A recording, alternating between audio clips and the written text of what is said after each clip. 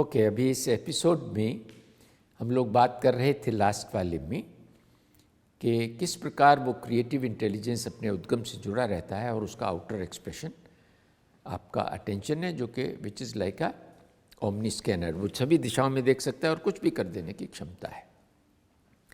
अब उसका एक एग्जाम्पल देना चाहूँगा मैं, क्योंकि उसने किस प्रकार जब वो एक से अनेक हो गया तो उसमें से एक ने, मैं ये कहना चाहूँगा कि हम में से एक ने, because we are part of all that, we are connected to our source. तो पार्टिकुलर वेव थ्योरी से तो हम लोग सब जुड़े हैं, और जो हमारा बेसिक विषय है कि हम भी उसी के पार्ट हैं, तो we are part of all knowing, all pervading. अब ये जो क्षमता है, हम में से एक पार्टिकल ने टाइम बाउंड मटेरियल क्रिएशन बनाने का निश्चय किया, ऐसा हमारे हिंदू धर्म में इस विषय को बयान किया जाता है।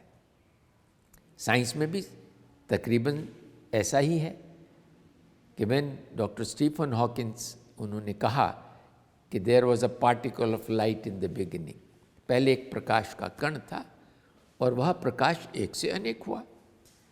From one of the sources of this fragmented light, the different colors of started coming up. That's how somebody explained like that. I would like to vouch for it and would like to say, मैं ये कहना चाहूँगा कि वो particle से, उसका नाम हमने रखा हिग्स बोसोन।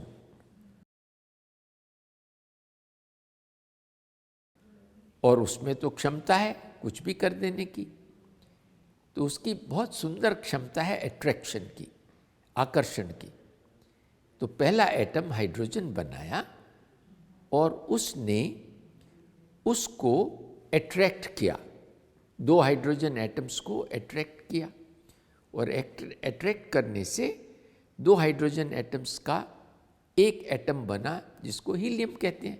बच्चों को पढ़ाया जाता है कि पहला एटम हाइड्रोजन बना और दूसरा एटम हीलियम, क्योंकि दो हाइड्रोजन को फ्यूज करें तो हीलियम बन जाता है। 380,000 years have passed. You are about to witness the birth of your original ancestors, the first atoms. This is hydrogen. The universe will use it to make everything in the world around us. Hydrogen is... The first atoms blast through the early universe. And luckily for us, they don't spread out evenly. Because in those tiny pockets with more atoms, gravity, the great sculptor of the early universe, begins to work its magic.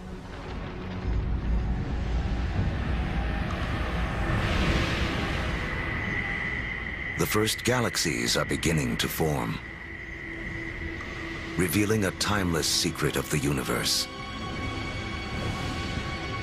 Galaxies. Gravity continues to squeeze together clouds of gas and dust, causing pressure and heat to violently rise.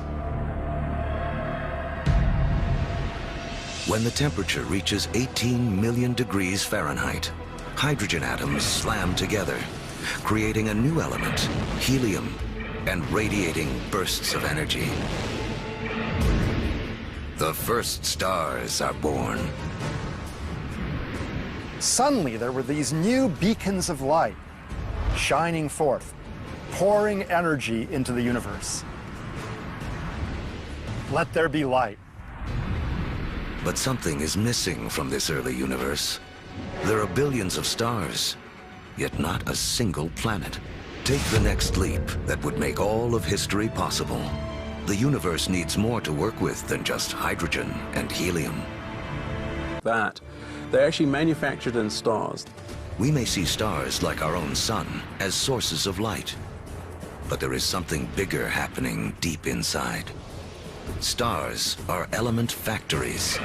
They fuse hydrogen into helium, helium into lithium, forging 25 of the most common elements we'll need to live, including carbon, oxygen, nitrogen, and iron. Stars don't have enough energy to do the job.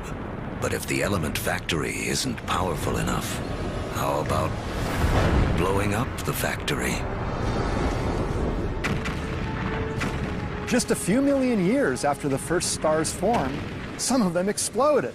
Wham! These explosions, known as supernovas, are the biggest blasts in the universe since the Big Bang, providing the extra boost of energy needed to fuse heavier elements. In the fiery blast of their own destruction, The periodic table of the elements is really sort of a library of matter in the universe. Those are your building blocks. Everything is coming out of that particular chemistry set.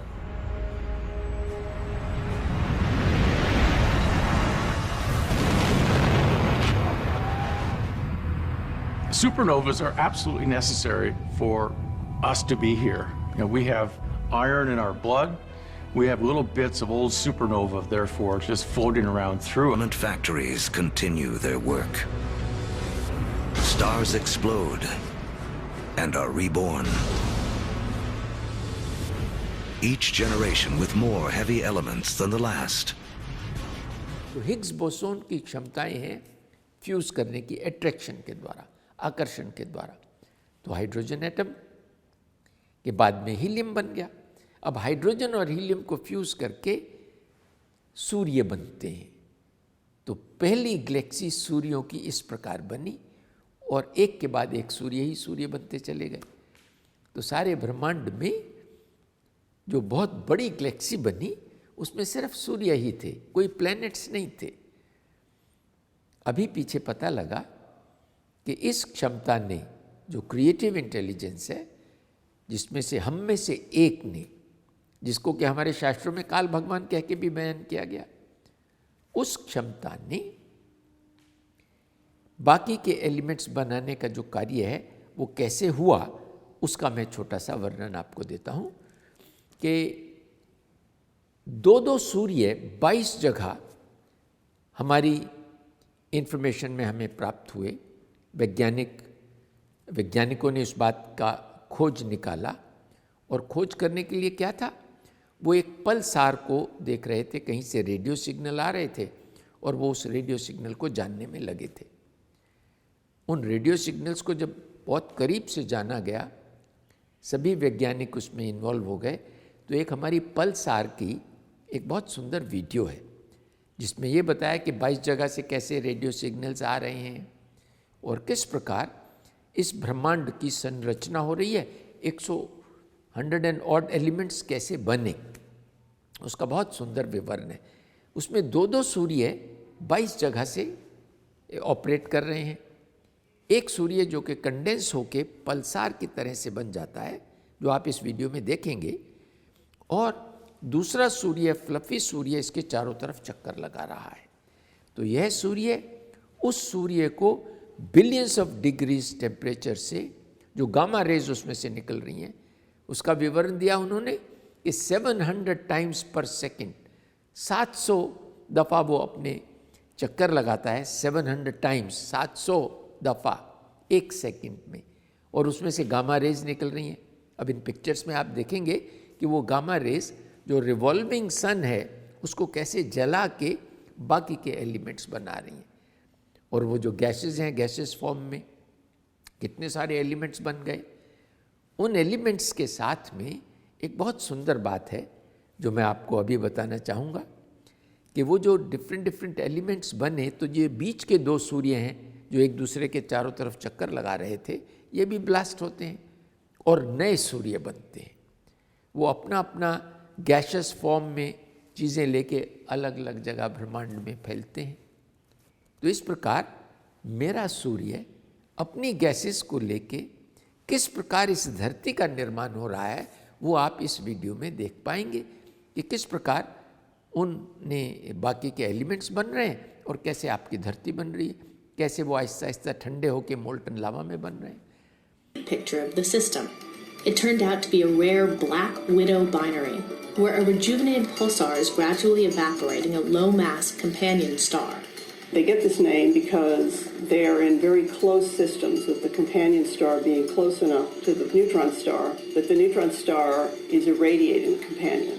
So the neutron star is producing a wind of energetic particles and magnetic fields, and also all the gamma rays that are radiated. All this hits the companion star and heats it up to very high temperatures, but only on one side.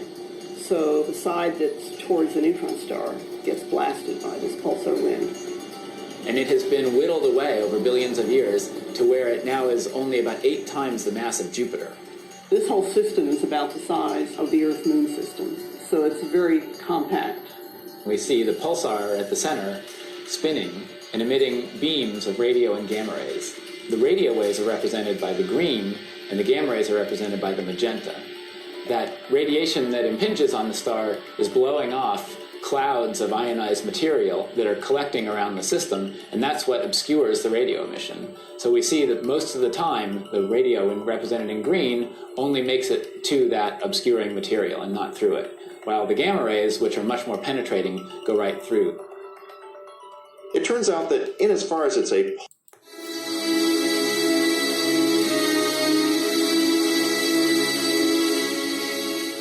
आज का episode हम इस समय इस पर समाप्त करते हैं और अगले विषय में हम आपको ये बताएंगे कि किस प्रकार बाकी का विषय जिसमें हम आपको मन एक्सप्लेन करना चाहेंगे, यूनिवर्सल माइंड कैसे उसमें लॉज ऑफ नेचर और इंफॉर्मेशन सिस्टम एम्बेडेड है और किस प्रकार जीवन शुरू होता है।